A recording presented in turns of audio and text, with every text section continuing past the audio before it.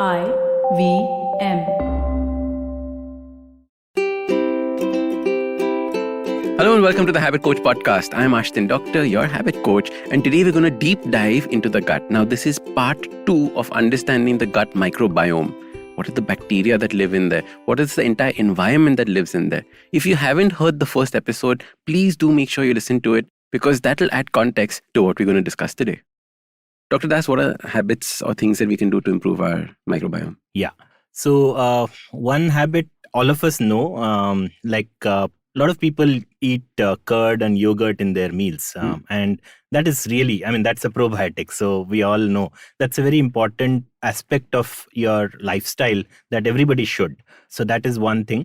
And on a lighter note, like we have many of us have alcohol, right? So the hangover, if you call it, the hangover, apart from all the other metabolic things going on, one aspect of the hangover is also dysbiosis of the gut microbiome. Oh, wow. Because with alcohol, you're killing the microbes inside you. And there's a lot of research to back this up. There's a lot of research to say that this actually happens. And there's a lot of research that is going on to how to replenish it immediately. Because replenishing a killed microbiome immediately is not possible, as Ravi just pointed out. Ravi is a living example, a living system of changes, many changes. So it takes weeks. It takes weeks to a month to replenish those. So that's why people after social drinking or even regular drinking people do, they face a lot of gut issues. And one reason is that alcohol leads to gut dysbiosis. So it's even like a one night of drinking can cause this? It can. It's a series? No, it can even. Another thing... in fact, with the alcohol, I remember, on some other podcast or some show, I remember someone talking about it, saying that you do realize that you take alcohol to disinfect your body before you take an injection, right? That's what you're putting inside. So imagine if it's killing the stuff on your skin, it's going to do the same. What all it can do, yeah. When you have it. And I'm saying this after having a hangover from yesterday. So like... And then the other thing that is very important is we all know that after cancers, people go through radiation therapy, chemotherapy.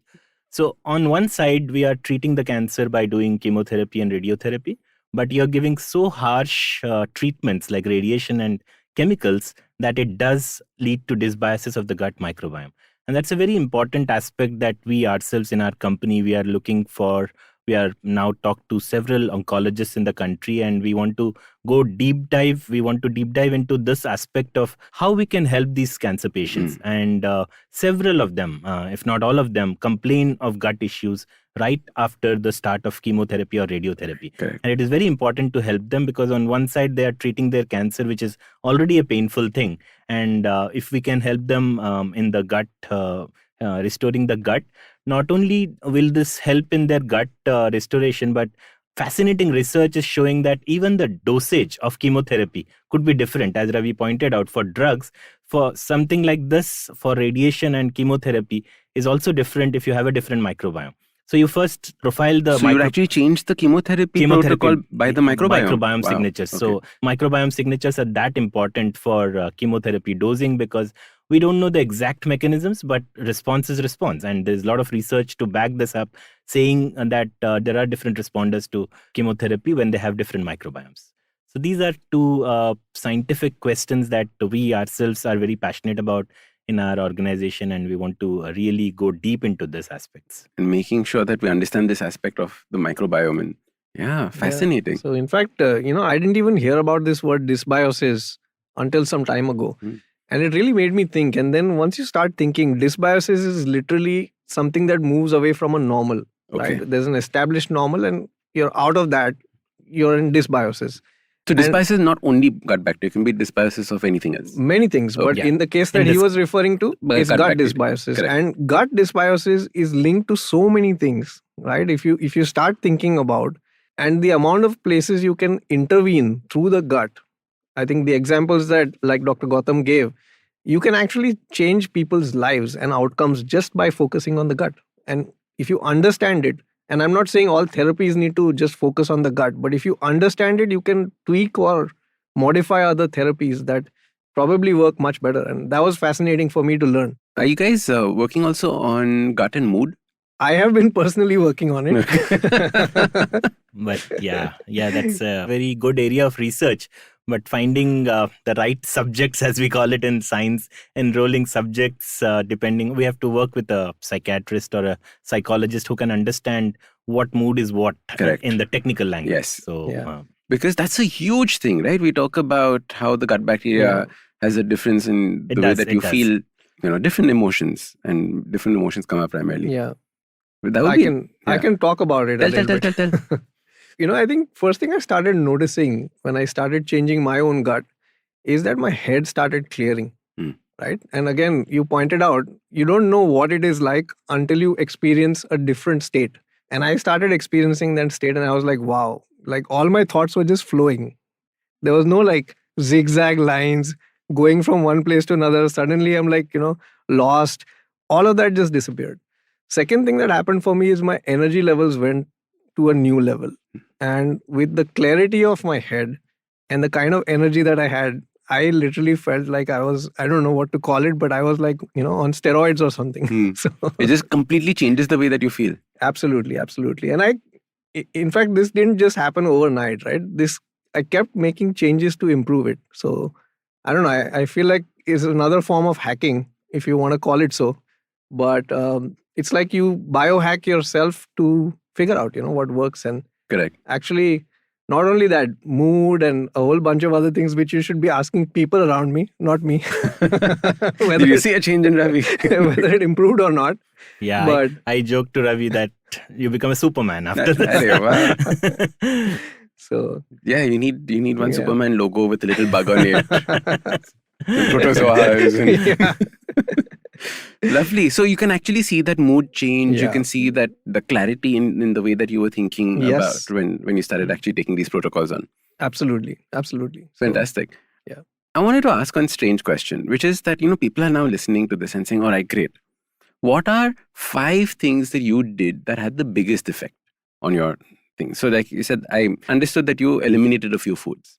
Yeah. Did you add things? Did you change your eating cycles? Did you do other things to the environment around you? What are 5 things if people said, I want to now improve my gut bacteria from today onwards? What can they do? Yeah. So I think another very, very important element for me, and I know it's so relevant now, is understanding what prebiotics are. Okay. And prebiotics are not like medication or something. Prebiotics is literally what you eat every day, right? Not only does it have to nourish you, it has to nourish your gut bacteria as well. And so as I started making these changes, I started identifying foods that were good for my gut. And I started increasing the proportion of those foods in my meals to the point where I felt like, okay, this is now reaching a good point of balance. And then this was all through gut feel, inverted commas? Absolutely. Through gut. I mean, those tools didn't exist at that point. Correct. But yeah, completely through gut feel. And as I started making those choices, I started also observing people's reactions around me. They're like, what is this that you're eating? Right? So what were some of the things that you added that you felt a difference? Like, what are some of the ingredients?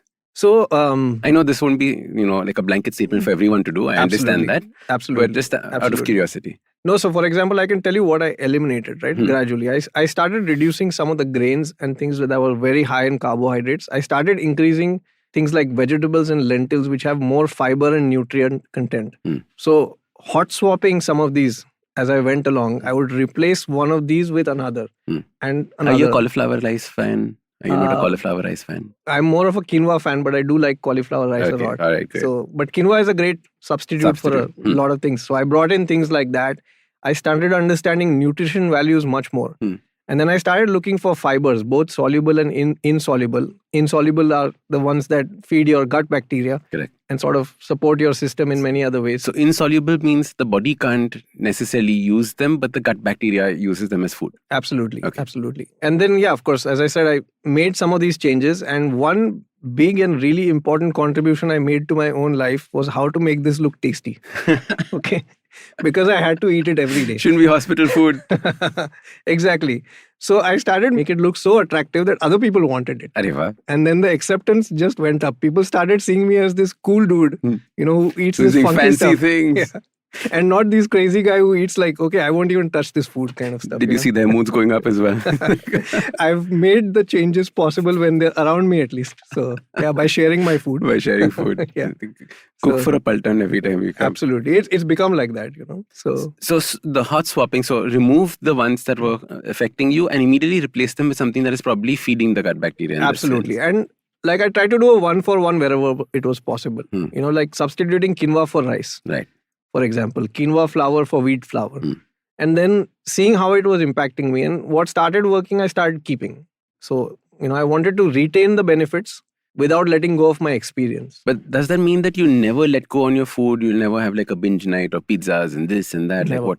Never. Not in all these years, ever. Why? Like Be- people are listening saying that, but then what is the point of living? What is the answer that you normally give when someone says that? Because I already make my food look so good, I don't want to eat anything else. So, in fact, I make it look better than what it would look otherwise. So you don't feel that you're actually missing out. And I think that is the Absolutely. key to any habit change, and including this Yeah. when it comes to food, right? If you feel that you're missing out on something, there is Mhm. no way that you're going to end up Yeah. doing it. Right? You have to feel that you are better, if not at par. Yeah. Correct? So you have to think about it that way. Don't make boiled food, hospital food as something that you want to be eating every day. Exactly. And we know in evolution, right? All the females have all the colors Hmm. in all the animals is because they want to attract. Correct. So if they didn't have those colors, it's the same logic here. You have to make it look attractive. Make So it it is attractive. Lots of colors. Yeah. That whole eat the rainbow funda Yeah. works. I think it does. I think because it really nourishes your gut in ways you don't understand or don't imagine. The different food groups and combination of fibers. Polyphenols and all coming from the colors as well. Absolutely, yeah.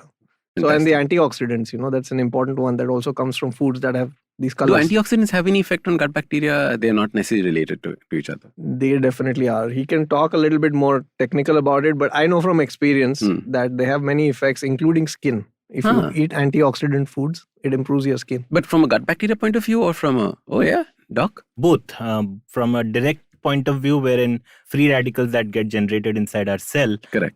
get eaten away by the antioxidants. Right.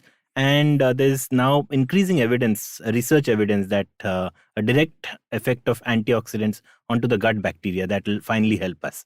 So there are two ways that it is Is doing. it the same mechanism that is taking place in the gut? Are we still getting rid of the... No. It'll be something So different. it's not an oxidative No, issue in the no. bacteria itself No, that no. this is helping Yeah. with? Okay. All right. So the mechanism might be something Yes. completely different. In fact, oxidation is linked to like breakdown of DNA and a lot of other functions in your gut, including gut lining and things like that.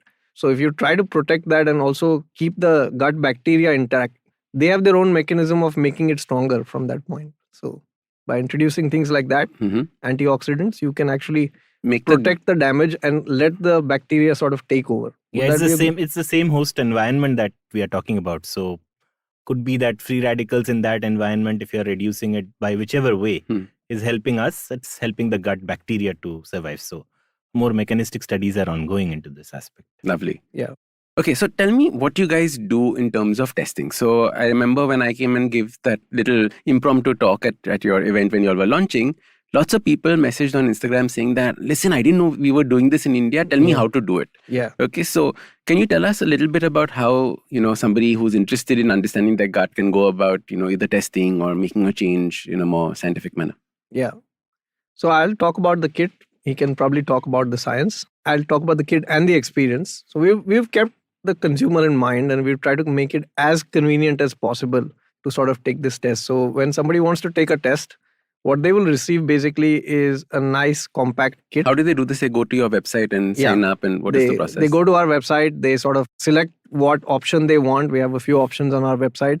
Once we receive their order, the kit will be delivered to their home. When they want it delivered, we coordinate the whole process.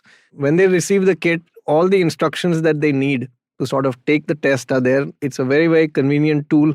You basically do it in the comfort of your own home. And once you collect your sample, which goes into this tiny little vial, we have a little container that you put it back into, and then you let us know when you want it picked up. So we come and pick up the kit, comes to our lab, and then we start the processing. And then Dr. Gautam takes over.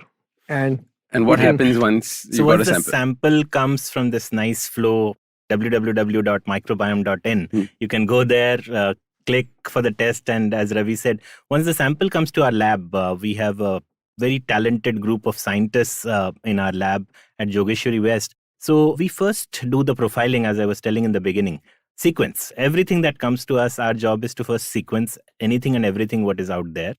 And when we sequence a stool sample, you sequence some DNA from humans that come in, because human cells can come in your stool occasionally. But then a majority, and when I say majority, it is close to 95% is coming from bacteria. And when you break open every cell that is present in your stool sample, it's 95% coming out from microbes. Now, these microbes, we first put it into a series of preparatory steps that we do for the sequencing.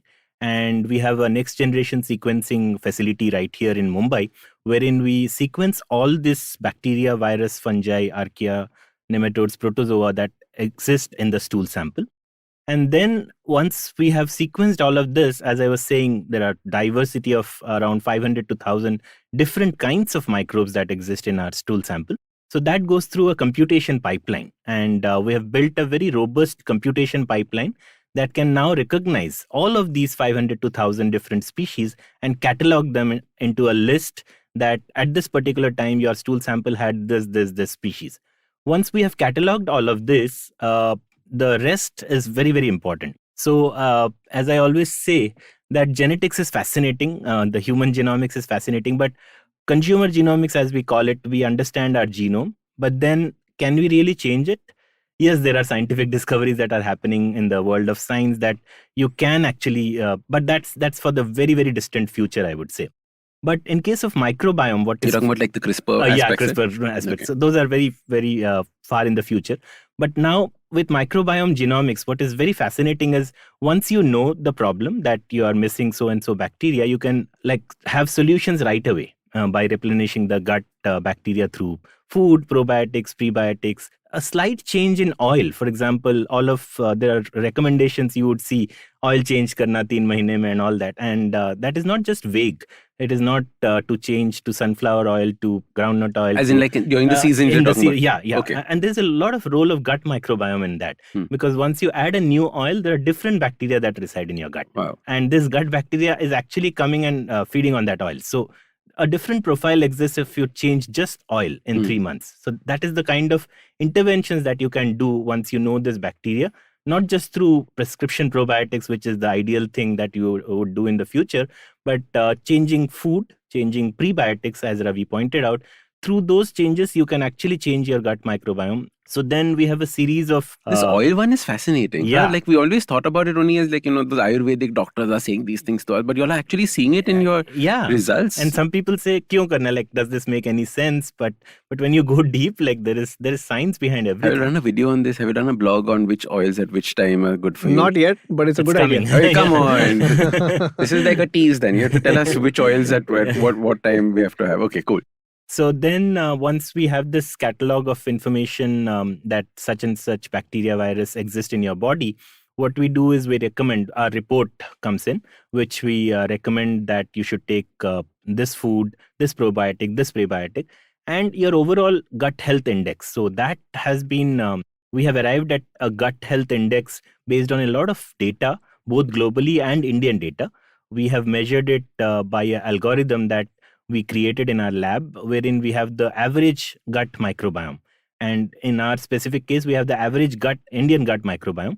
And on top of that, anything that is positive, anything that is negative. So that is what we call the gut health index. So we give the gut health index. And after all this, we do have consultations with nutritionists, dietitians, and we go to the extent of gastroenterologist consultation if somebody is suffering from IBS, IBD. So we try to help the person, whoever it is. It could be a consumer who is just curious. As you will see in our one of our packages is just called My GQ, it's curiosity. So one who is just interested in knowing what his or her gut looks like, we have a package for them. And we have a premium package wherein we are giving all the way hand-holding you to gastroenterologist consultation, where you know your actual disease and the doctor treats you for a long term. So that is the way the whole packages are designed for the benefit of every person. And so when you get a score like this, like what should the person think of immediately? You're giving me a score. Yeah. Now, what do I use that score? What do I do? How do I understand it? If there's no doctor helping me, what do I do with it? Correct. We're going to take a quick break. See you on the other side. Hello. It's been another great week on the IVM Podcast Network. On the Ideas Project, Anupam talks to financial journalist Govindaraj Athiraj about succession planning in India. On Smarter with Sid, Siddharth discusses the importance of a muse in creating art. On Marathi Khirkitun, the Deshmukhs talk about the impact of Begum Akhtar, known as the Empress of Ghazals. On the Longest Constitution, Priya Mirza talks about electoral bonds and their unconstitutional nature. And on Don Baika Gappa Aika, Avanti and Aparna discuss about body shaming and its victims. Once again, everybody, remember we have amazing merchandise available. You can go to ivmpodcast.com/store or go to our website and you'll be able to see the link. Do check this out. Do buy some stuff. It really does help us out. Do remember, follow us on social media. We're IVM Podcast on Twitter, Facebook, Instagram, and LinkedIn. Also, if you're enjoying this show or any of our other shows for that matter, please do tell a friend. Remember, if you do tell a friend about a show and they listen to the show, you'll have somebody to talk to the show about. We'd really appreciate it also if you could give us a rating on whatever platform you're listening to us on. And finally, do remember we're also available on YouTube. A number of our shows are available as full video shows, but every show is available on YouTube. And finally, we'd like to thank our sponsors this week, both Lifestyle, Small Case, Capgemini, and Intel V Pro. Thank you so much for making this possible. Welcome back. All right, let's jump into the conversation. So yeah, we've been having very surprising responses from people wherein some people understand it. Like we give a index 0 to 10 and they understand it quite well.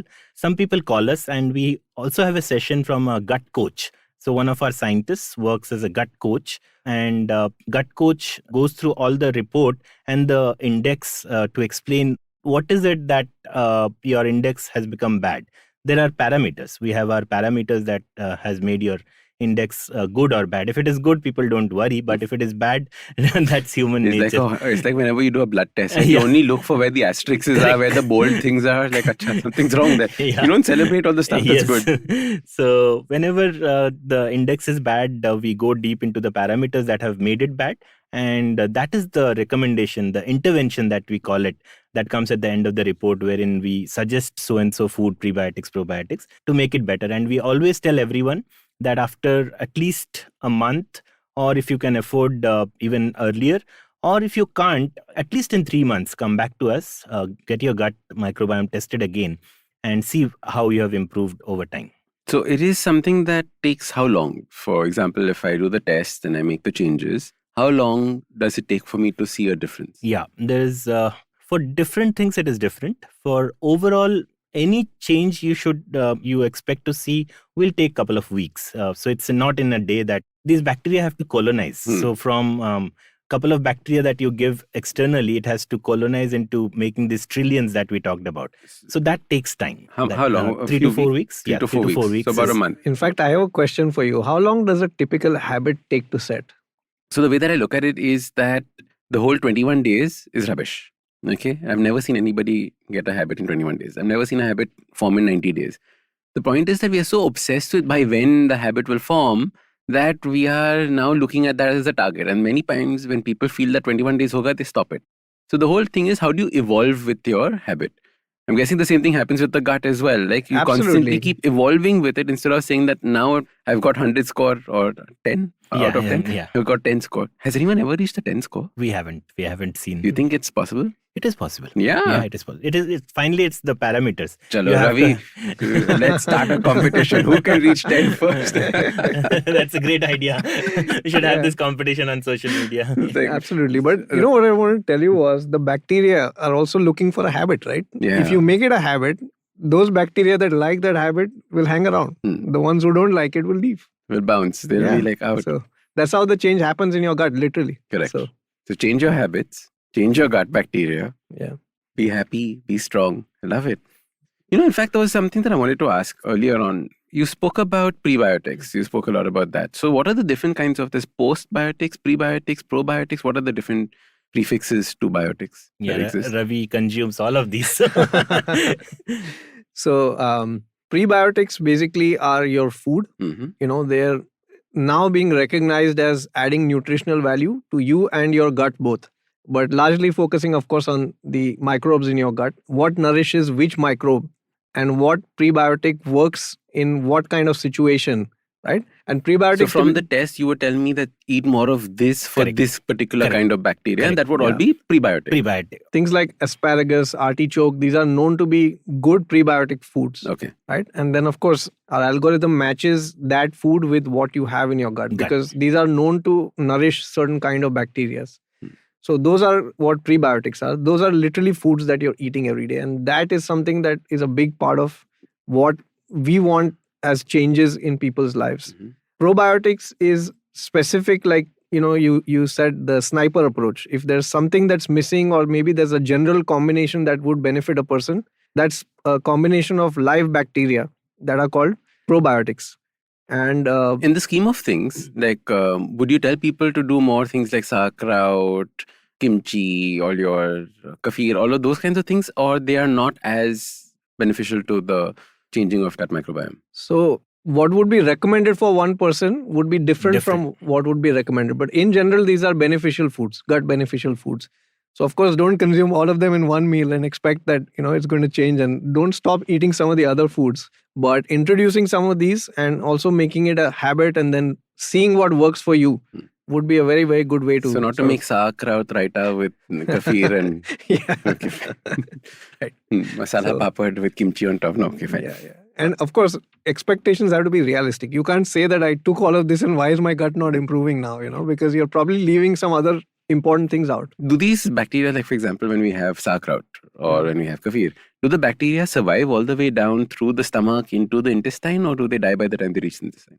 No, they are live. They are live. So They don't get like... these are our own bacteria. When there are two things that we are talking about. One is the prebiotic that Ravi says. The way it works is you consume the prebiotic. You're not consuming any live bacteria there. correct. You're consuming a prebiotic, as the word says. So to consume that, there are class of bacteria that will come, right? So these are the changes that you're making. So you're giving more of a particular prebiotic so that more of that bacteria which consume this prebiotic would grow. Correct. And because this is finally cell division, more of that bacteria, it's all a mixture of bacteria wherein one takes over the other. It's a competition among different microbes that is happening right at the intestinal level.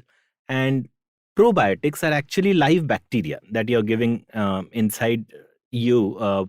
And then this could be in different formulations. Pharma companies have come up with different formulations of probiotics, how much to give, dosing, etc. So now these are live bacteria that get into your system.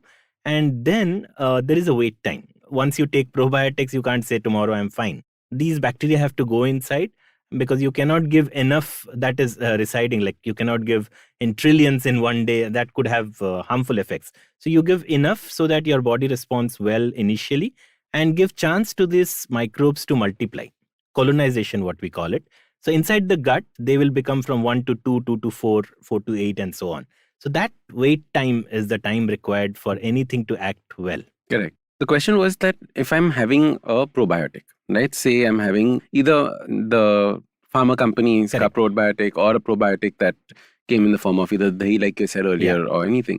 Do the bacteria die because of the stomach when you eat them, or do they survive through to the intestine? What is happening at that point in time? Is there a mass murder that happens when we eat it, or then? The bacteria have to survive. I mean, that's the point. Correct. Absolutely. If they are dead, then What's the point? Yeah. Correct. So how do they? I mean, Ravi can add the next subject, exciting subject that is happening is also dead bacteria, right? So Yes. very fascinating research is happening into the dead bacteria. What they do and the metabolites that are released from the dead bacteria, they are important. But that is another aspect of discussion. When we talk about live bacteria, these are the bacteria that have to go survive the stomach and then get into the system, get into the intestine and colonize themselves. So Can I Ravi, it's a please. question for you also, Yes, and maybe it'll helpful. The term Lactobacillus acidophilus, does it mean it's going to survive your acidic environment? Acidic environment, yes. So these are the So- bacteria. So these bacteria have many ways to survive the insults that come in the different forms the body has. And if it's a resident bacteria, if it's not a pathogen, you wouldn't see an immune response against that bacteria. That's another interesting part. Yeah. So if a new bacteria like let's say a pathogenic bacteria comes inside, like a streptococcus which causes pneumonia, your body would fight against it. But your gut microbiome does not contain this, so your body knows what is native, what should be inside, what should not be native, outside. what is alien, and then the whole immune system does not play a role in, for example, lactobacillus acidophilus. And Ravi has pointed out, the name itself is suggesting that it loves acidic environment, and that's how it survives the acidic environment and gets inside, colonizes, and that's how they multiply. And fascinating. Yeah. Dead bacteria. Yes. So I'm going to talk about two things. I'm going to talk about, you asked me about postbiotics, right? Postbiotics is literally after the bacteria, and what they produce is the important stuff. And basically, like, these bacteria have a role, a function, and scientists have figured out that this bacteria can do these things. They can produce these things. Why don't we make them produce it? You don't take the risk of taking the whole bacteria, but why don't you just take the beneficial product out of it? Oh, just the end result. Yeah. Just the end result. And I don't know, the exact science around how this connects and what it does, but there's definite benefits that come from just taking postbiotics. Okay. The other interesting area that I came about recently was paraprobiotics. And these are basically live bacteria that have literally been killed and put into your system along with whatever they have produced. Okay. So you're not extracting out just the nutrients. The bacteria bodies are also still there. Yep, absolutely. Okay. And one thing scientists are recognizing is that even the shape of the surface on the cell is important indicator for some function in your gut. Interesting. So you need not put, again, an interventional bacteria, but you can actually kill it, still put it and get the beneficial effect. So it's really fascinating how many ways your communication channels within your gut exist. It talks to nutrients, it talks to bacteria, it talks to parts of bacteria, dead bacteria. I mean, God knows, what else it's doing. Or just the chemicals from the bacteria, yeah. So it's this wide open territory for us to explore and understand. And I love the stage that we're at because it's so exciting. Yeah. Right? We all want to know about it. We all want to feel better. And like you said, like a dead bacteria can have such an effect on the way that our body or the signaling that takes place because of it. Absolutely. Right? Because the cell walls are the communication aspect of the cell. Yeah. So it's interesting even how those are talking to. Fascinating. Are there anything that you want to tell our listeners that we haven't covered so far in the discussion about a gut microbiome? Anything about science, Gautam? I mean, gone are the days where we just had a gut feel. Like, for example, about our gut. Ravi said 10 years back there were no tools. But as a scientist, having worked in this domain for several years now, I would recommend everybody to get your gut tested. And whenever there is a issue, or you're just curious, or you want to change your lifestyle, your food, anything, first, I would say put science first. Know where you are at that moment of time, because gut bacteria is dynamic. Your gut microbiome is dynamic. Today, it could be different. In 2023, it'll be very different depending on your lifestyle or how much drinking you did. In fact, I was going to ask you all if you all had seen a difference in the gut bacteria during the pandemic, right? Because everyone's lifestyles changed so dramatically that I'm sure there would have been a difference. Yes, there are several studies, and we have also done a lot of study on even like the COVID and gut dysbiosis. There was a lot of talk that time that your post-COVID symptoms, one of the prominent symptoms is gut dysbiosis. Correct. So those are there. And so my first advice to whoever is listening is put science first, get your microbiome tested first, so you'll know where you are. And from there, any change, if everything is fine, very good, congratulations. But then if there are areas where improvement is required, we are here to help. Fantastic. I love it. Yeah. If everything is fine, party, but don't drink. Chas party. No, and I just want to add that, a lot of people think that good gut is a product of something. My view is good gut is a habit, right? You have to focus on it all the time. If you lose your focus on keeping your gut healthy, it's just going to go all over the place, Yeah, I love that. That was a damn good place. Okay, so changing your gut, making your gut good is a habit, guys. So please check out the test. Do it. See where you are right now so that you know how you've progressed and how far you can get. I know there's a lot of curiosity about this. Best of luck. Thank you so much. Just Thank you launched. so I'm very much. excited about, this whole company and the way that you all are changing the environment of our gut and how we take care of our health. Fantastic. How can people reach out to you all? How can people try the test? What is the way to do it?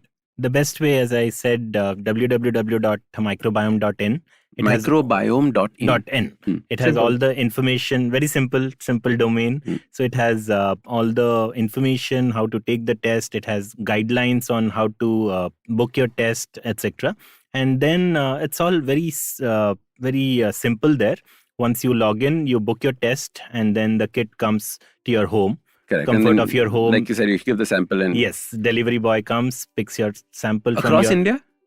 Currently, it is launched pan-India, and the service of delivery boy coming to your home is localized to Mumbai right now. But very soon, we'll be expanding to first 2 major metro cities. And then our goal is to reach global, not just India. Fantastic. All right, super. And any social media handles that people can reach out, message? Yeah, look us up on at microbiome.in on Instagram. Okay. And also follow us microbiome.in on LinkedIn. Facebook. Facebook. Yeah. You All all social are there media. everywhere. Everywhere. Absolutely. Fantastic. YouTube, Yes. yeah. Listen, if you all are not doing the oil wala video on YouTube, I'm going to have a small You're gonna tell us tel lene jao. Thank you guys for coming. It was absolutely a pleasure. Thank you, Ashdin, for having us. Thank you so much. Now, if you like this podcast, don't forget to check out other interesting podcasts on the IVM network. You can listen to us on the IVM Podcast app or ivmpodcast.com. You can also follow us on social media. We are at IVM Podcast on Twitter and Instagram. If you want to reach out to me, I am at Ashdin Doc on Twitter and Instagram. We have a brand new habit coaching online course, quizzes, videos, and a lot more on the website awesome180.com. So check it out now.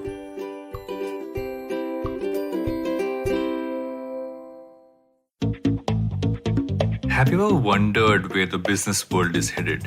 How the ways in which we create, market, and sell to consumers will evolve? Or if we'll ever go back to wearing pants while working? For answers to all of this and more, tune into Advertising is Dead with me, Varun Dugirala. Every Tuesday, as I talk to entrepreneurs, leaders, and change makers from across business, media, marketing, and beyond. You can catch all episodes of Advertising is Dead on the IVM Podcast website, app, or wherever you get your podcast from. जिस तरीके से हमारे माँ बाप ने अपने career की सीढ़ियां चढ़ी थी, वैसे आज के जमाने में तो पॉसिबल है ही नहीं गुरु, क्योंकि हमारा जमाना इतना कॉम्प्लिकेटेड है. आज क्या नहीं है, कंपटीशन है, सोशल मीडिया है, इतना इंफॉर्मेशन ओवरलोड है कि करियर का टेंशन ज्यादा होता है, उस पर काम कम.